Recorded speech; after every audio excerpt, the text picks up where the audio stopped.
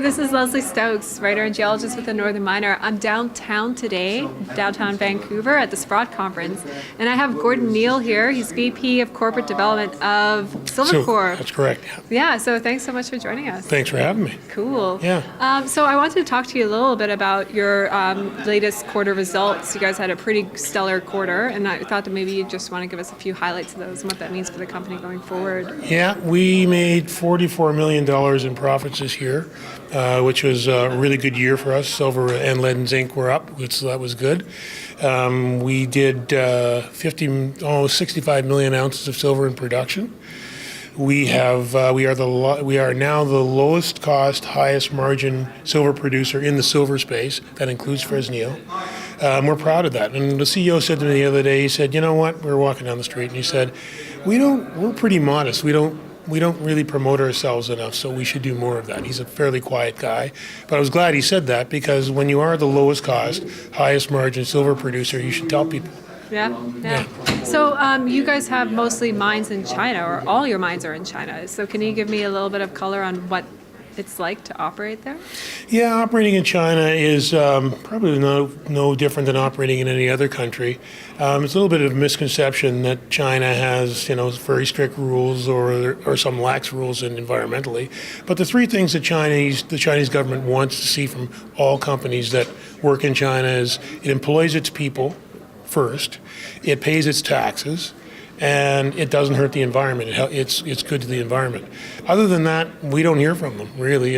They send safety officers every day, some teams once a week, but it's fairly easy. In fact, I've looked this up, and China has never expropriated any mining operation ever. Right. Yeah. Interesting. Yeah, I don't normally hear about projects. Well, people don't know much about China, so. Yeah. That's exciting then. So compared to the other silver producers out there, how do you compare?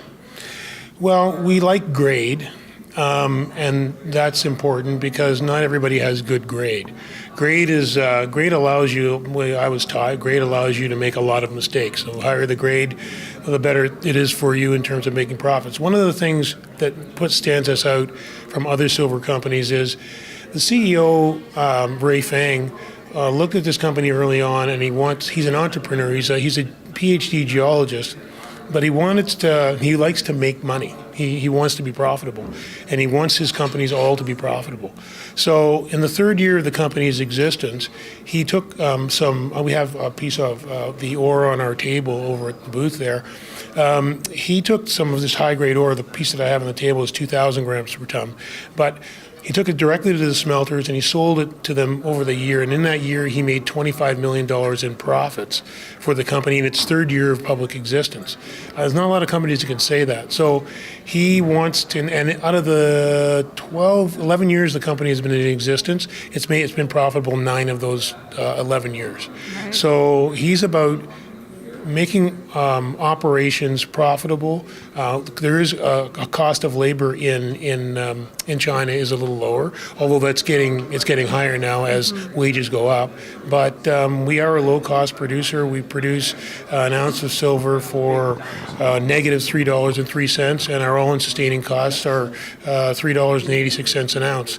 Fresnel's next at $5, and it goes all the way up to $16 an ounce. Now, I don't know how you make money producing silver at $16 an ounce when the price of silver is $16, but that's why we're profitable, and that's why we're the lowest cost. I'll probably say that a lot because I want people to understand that. Right. And what are some catalysts for Silvercorp in the future coming up? We just did a deal.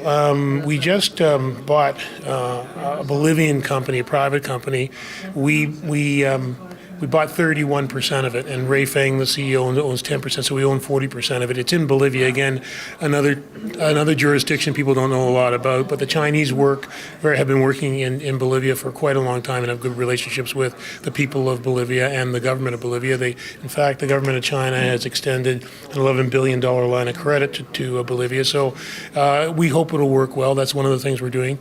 We have $85 million in cash, so we're looking for accretive assets to bolt on to to Silver Corp, so that we can diversify a little out of China, because I find that we have a bit of a discount because of the China factor. People don't understand China that well. So it trades to a discount in the market, but we're trying our best to make sure people understand that it shouldn't. Well, thank you so much, Gordon, for giving us all that, and look forward to seeing you again next conference. Thank you very much.